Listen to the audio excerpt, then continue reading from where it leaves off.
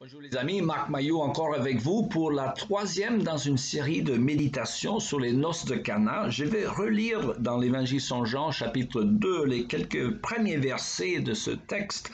2 jours plus tard, on célébrait des noces à Cana en Galilée et la mère de Jésus y assistait. Jésus avait aussi été invité au mariage avec ses disciples. Or, voilà que le vin se mit à manquer. Et la mère de Jésus lui fit remarquer, ils n'ont plus de vin. Écoute, lui répondit Jésus, est-ce que c'est toi ou moi que cette affaire concerne? Mon heure n'est pas encore venue. Et sa mère dit au serviteur, faites tout ce qu'il vous dira. Il y avait là 6 jarres de pierre pour que les Juifs utilisaient pour leurs ablutions rituelles, et chacune d'elles pouvait contenir entre 80 et 120 litres. Jésus dit au serviteur, remplissez d'eau ces jarres.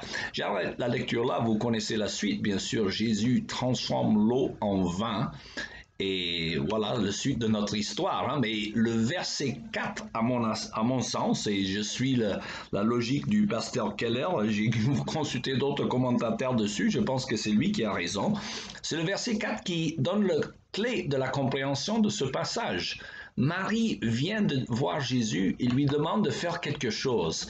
Et Jésus répond avec cette parole difficile à traduire, selon les versions de la Bible. « Femme, est-ce que c'est toi ou moi que cette affaire concerne? Mon heure n'est pas encore venue. » Alors, de quoi parle-t-il ici? Il semble qu'il y a une contradiction. Et d'abord, il semble dire non à la requête de sa mère. Mais ensuite, il fait le miracle requis comme si il a tout simplement changé d'avis.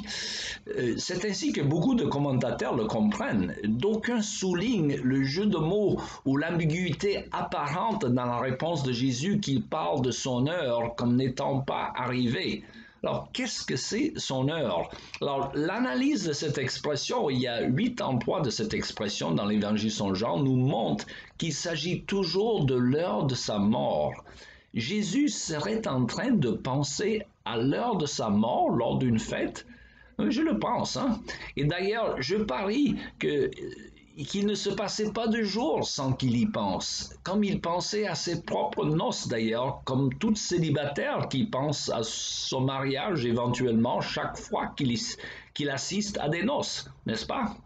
La différence, c'est que Jésus est parfaitement conscient du fait que pour que ces noces arrivent, il lui faudra passer par une épreuve terrible pour acquérir son épouse.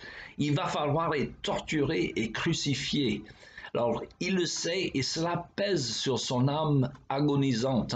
Et d'ailleurs, selon le même évangile Saint Jean, on lui donnait déjà 50 ans alors qu'il n'en avait que 30. Regardez Jean chapitre 8. Rappelez-vous que le Dieu de la Bible ne cherche pas un peuple pour le dominer.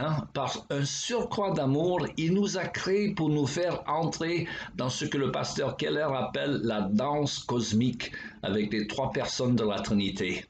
D'après l'Écriture sainte, Dieu se décrit comme l'époux de l'Église. Il cherche une relation d'amour que nous ne pouvons comprendre qu'en le comparant à l'amour d'un homme et une femme, qui en est la réflexion. D'ailleurs, le livre des Cantiques est là pour nous souligner l'importance de ce fait. Ce Cantique des Cantiques est une éloge de l'amour charnel, physique, entre un couple homme et femme. De même, Jean-Baptiste se disait l'ami de l'époux. Et Jésus lui-même, lorsqu'on l'a reproché de ne pas imposer le jeûne à ses disciples, répliquait que les amis de l'époux ne pouvaient pas jeûner tant qu'ils avaient l'époux avec eux. Jésus est l'époux et l'Église, nous sommes son épouse. Mes amis, je pense ici à ces noces, Jésus pense ici, à ces noces, des noces qui auront lieu à la fin des temps. Mais pour obtenir le vin et la joie, car le vin est toujours symbole de la joie dans la Bible, attention, la Bible condamne clairement l'ivresse, mais le vin, symbole de la joie, et pour obtenir ce vin, il faudra passer par la purification. Autrement dit, pour les Juifs, avant d'accéder à la présence de Dieu, il fallait se laver, se purifier rituellement avec l'eau que contenaient ces jarres habituellement. De même, pour accéder aux noces de l'agneau et le vin qui réjouit le cœur de l'homme, il faut passer par les jarres de la purification. car ces jarres symbolisent le fait que nous sommes pécheurs et nous ne pouvons pas venir dans la présence de Dieu sans être purifiés. Jésus se sert donc du contenu de ces jarres de la purification pour faire ce qui apporte la joie. Et de même, son sang sera l'instrument de la bénédiction et la purification suprême de nos péchés en vue de la joie éternelle auprès de Dieu. Alors, j'arrête ici la méditation, la prochaine partie, la prochaine fois. Il me reste à vous souhaiter une bonne journée.